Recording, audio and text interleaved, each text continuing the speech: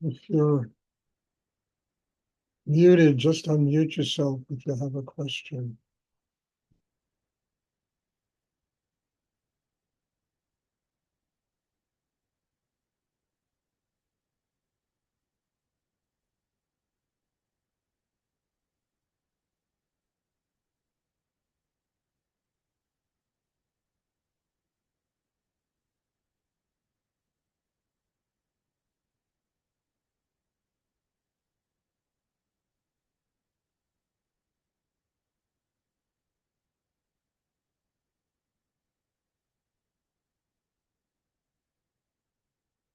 Does anyone have a question? We should all be conscious that the year is coming to an end. That energy is going to be really strong at this time of the year because you have an entire planet of people that have to let go of 2024 and enter what they call a Happy New Year, you know? Well, a Happy New Year should be every day of one's life. Should be something that is so permanently inside us that we just live that way. And we don't have to wait for special occasions in order to attain a state of happiness. But it is the time when you have an entire planet of people, 8 billion people, have to let go of 2024. And it's going to be a very powerful time of the year. It always is a very powerful time of the year. I mean, people often want to just crawl under the bed, not come out until January 10th. But we need to understand we're just surrendering, we're letting go. We're making room inside ourselves for a whole new level of consciousness, of spiritual growth, of inner, capacity to connect with higher energy, and that is really important. And that doesn't happen unless people surrender. Time forces us to surrender. Nature has learned how to surrender. Human beings hold on to everything. They're very conservative by their nature. They don't want things to change. They want everything to be static and as the way it is. And it's why there's so much tension in the world, because nothing is the way it was on any given day. So you have people trying to manufacture a world that they consider to be stable, but it isn't stable, it's just stagnant.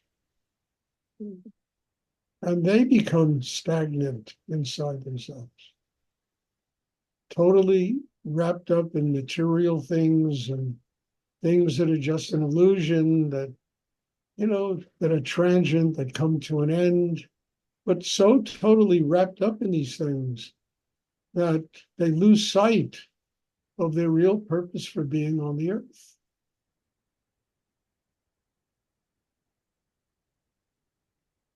So if you feel a lot of energy now, if you feel a lot of resistance now, just understand there's 8 billion people that are projecting that on life. The year is coming to an end. And we have to let go. The day comes to an end. We have to let go. I got an email from somebody today that I thought was very wise. And they said to me they'd been out of meditation for a week now, and they realized how much they had to grow. And I thought that was an extraordinary, realization, of what we have to understand every single day, how much we have to grow. And never accept. I mean, in my life, I've had so many students that came to me from the most horrendous situations. People that were street people that were in prisons, people that were, that really, at one point did a great deal to mess up their lives. And then I watched them change and grow, and I watched them get stronger, I watched them find boyfriends and girlfriends and have jobs and make money and et cetera, et cetera. And suddenly they began to substitute this whole horizontal plane of existence for the meditation practice, for the spiritual practice. And they fall away. And they get swept away in the great yawn of life, lost in a world of just transiency, a world of birth.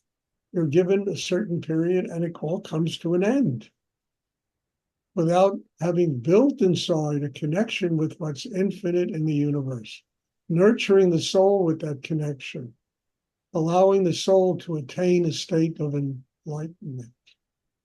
That's our work on the earth, doing what we have to do in order to allow our soul to attain a state of enlightenment.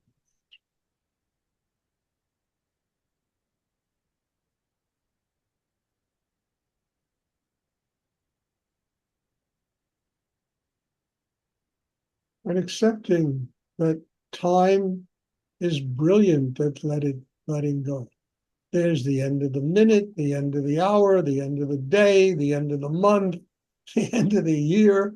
Time is constantly evolving and changing and surrendering. Nature does the same thing.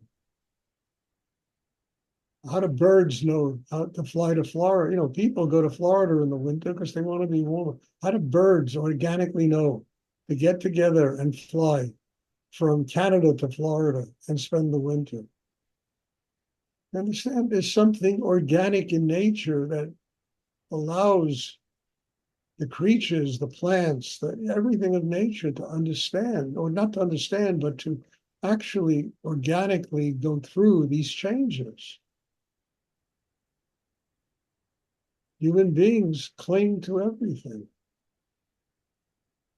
Even to success, they cling.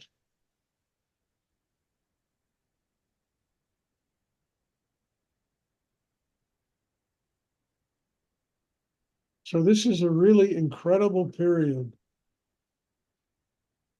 to remind oneself that we have to let go. We have to allow the new year to represent something, of a higher level of inner attainment and growth and change and spirituality, and bring that with us into 2025. I mean, this year has been, it's been unbelievable. It's really been a very difficult year.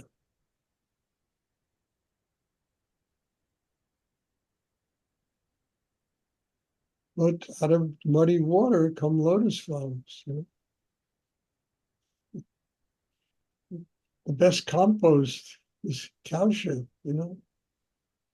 produces an organic garden. Everybody talked all the time about that. So we've lived through a lot of cow shit, but now we can produce an organic garden. Breaks down, it changes, it nurtures the soil, in us. Well, and what's our cow shit? It's just tension. That's our cow shit, tension. And where does tension come from? The fear of changing, of letting go, of growing, of, taking chances in life.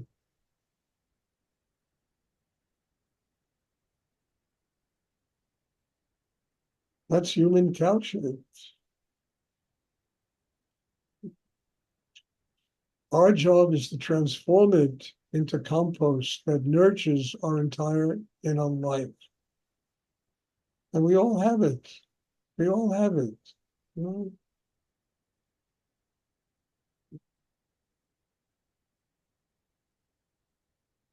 So let 2025 represent the transformation of all our cow shit into something wonderful, into something of truly a high. We're going to let go of depression, of unhappiness, of loss, and just embrace the new and let it truly become part of our lives.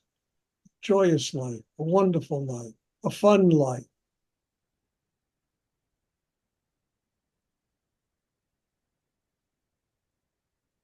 a life full of joy and love and what we're born here to learn how to do.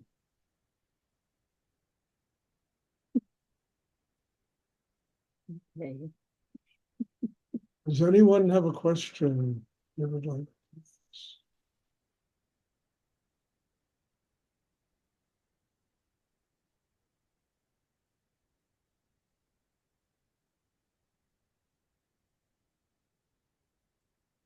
I hope it's clear what I'm talking about and what these classes are about. You know, that's all they're about. Turning cow shit into joy and love and our tension into joy and love and a happy life. And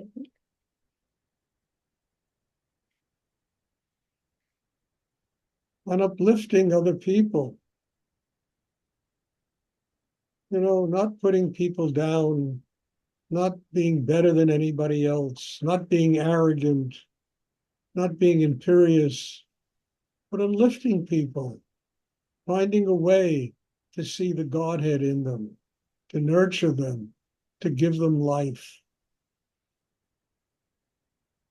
The other thing is easy. I mean, it's always easy to step on somebody who's depressed and unhappy, and very difficult to uplift these people. But that's the responsibility of somebody having a spiritual life. Not be imperious. We're better than nobody. And that's really true. And the second you think you're better than anybody is the second that your spiritual practice is over.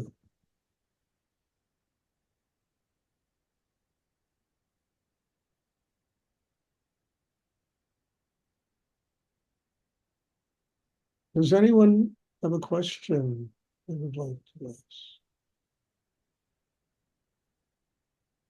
No questions after all of this? Oh.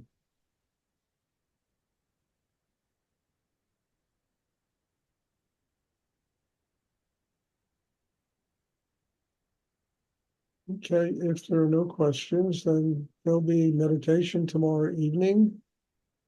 Thank you. God bless you all. And I'm looking forward to seeing everybody. Have a wonderful evening. Be happy. Take this Thank you, with sir. you. Thank Take you, it Stuart. with you. So much, Stuart. I need it. Take it with you. Find a place in your heart that you can live with this. You know, I found a place in my heart where I can live with this. And I'm so grateful because I know the other. I know being depressed. I know being unhappy. I know, you know, what it is to be poor. I've lived on the streets, for God's sake, and I've also lived in palaces, you know? So I know these whole levels of bullshit, you know? And the only thing that's important is just having an open heart and having love in oneself. It's the greatest treasure on earth.